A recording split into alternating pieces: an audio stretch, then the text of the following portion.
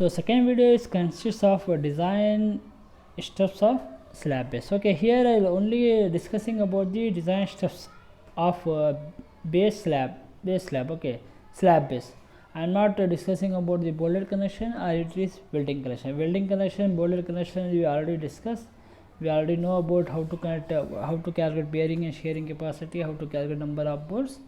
So that we'll discuss when we solving some problems. Okay, so what is the design steps? So first main agenda of our design is we have to understand what is given data.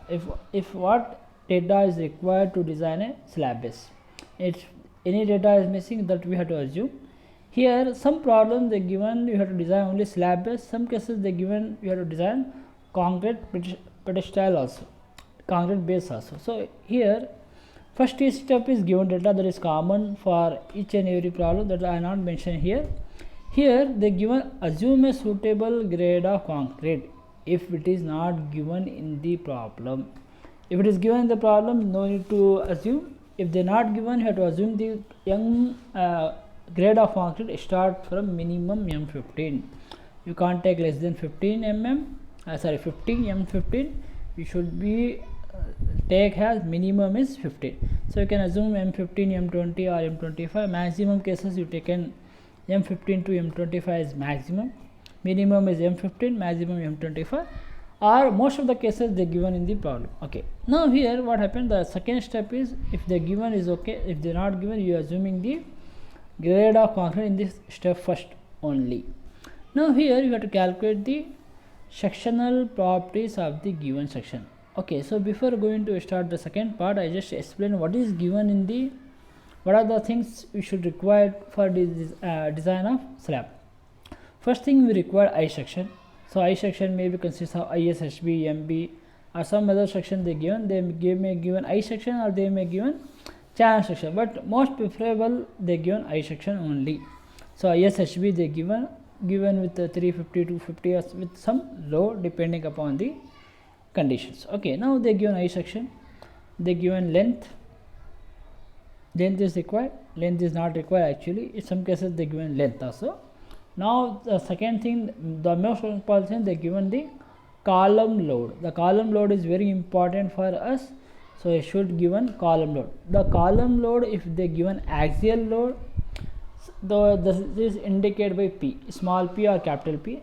If they given factor load, that is indicated with PU. You should remember that we require actually axial load. If we not require axial load, if they given axial load also, we have to multiply with factor of safety. Factor of safety is 1.5 to convert into factor or design load. So this is the second thing.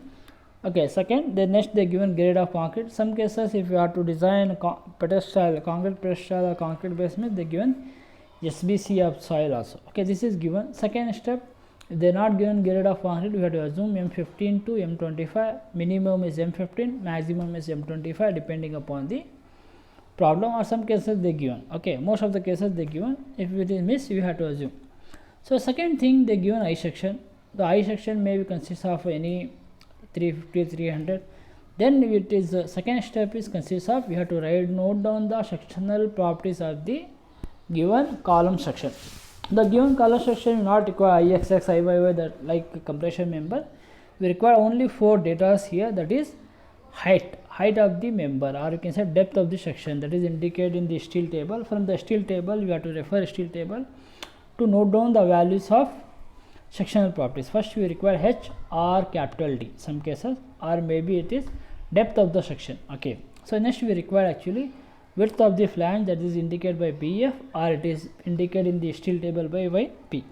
So next we require TF. TF is the thickness of the flange, and finally we require TW, the thickness of the web. These 4 only data we require from the steel table. No other data is required for the steel table. Don't waste your time to writing any other data. You require only B or D, PF or BF, TF and TW. So I already say H, depth of the section, width of the flange, and TF is the thickness of the flange, and TW, this all data is given in mm should be noted down, it should be given in the mm, or if it is given in centimeter, convert into mm. The most of the cases, all steel table, these values are given in mm. So after calculating this, you have to calculate third step is calculate the bearing strength of concrete or bearing strength of concrete by referring page number 46. If you go for page number 46,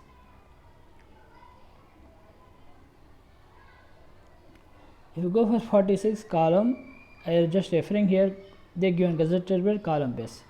Here they given actually you have to take 0.4. Here again 0.4, and here they given minimum bearing pressure between the base plate, and they given actually 0.6 FCK, but here we are not able to take 0.6 FCK. Why? Because 0.6 FCK it is applicable only for the maximum load cases, and we don't know the maximum load cases, so thus always we have to assume we have to always assume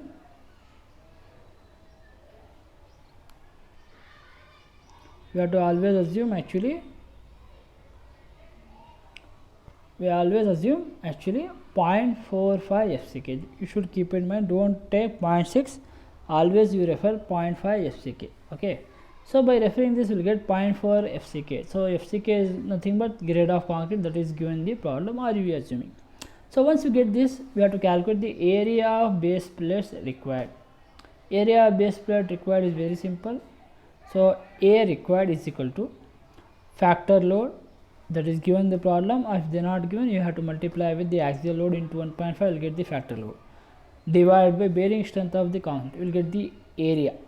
So area required, you will not get area provided, you require only you get area required. Now we have to calculate, we are assuming. So when you see the plan here, when you see from the top, I section is placed exactly at the center. The projection A and B we should need to calculate, but we don't know the A and B because both the unknown. And here it may be base, may be square, or may be rectangular. So because it depends upon the height and width of the column section, height of the, or you can say depth of the column section and width of the column section. If it is both the height and width is same, is will directly taken as area is equal to L square or B square. So B is equal to square root of A, you get the B. P and L is same in the square, but here some cases what happen, it may be rectangular, so we have to calculate A and B. So how we calculate this? So simple form, A is equal to L into B, so area indicate with L into B. So now L we have to assume. So when you see the diagram, you just see A projection will be multiply here 2. Why? Because here also we have projection, this also we have A projection. So column will place exactly as means we need two projections, A, similarly B, top and bottom. So that's why the formula is written here, L is equal to H plus 2A and B is equal to small b, that is BF, width of the flange plus 2B.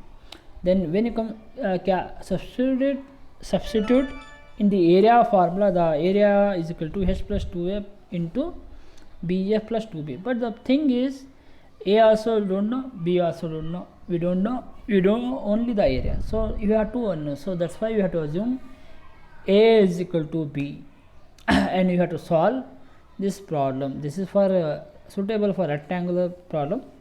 Okay, substitute the values of when you calculate this, you will get the value of A. Now you can substitute the value of A or B in the L and B, so you get the area. Now here in this, after this you have to calculate area provided, area base plate provided, and area base plate provided should be greater than area required. This is the main thing we should understand.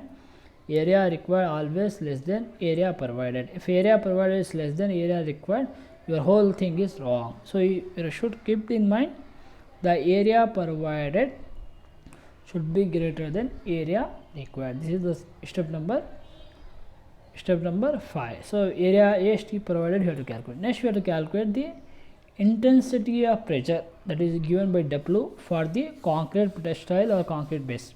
That is given by W is the intensity divided is equal to PU divided by area provided, and this should be less than 0.45 FCK, then only it is correct. If it is more than that, we have to change the areas. Okay, so W, why you calculate W? Because this is required to calculate the thickness of the base slab. The thickness of the base slab, the formula is given in page number 47. If you want, I will show you here. Page number 47, when you go for page number IS code page number 47, they given here.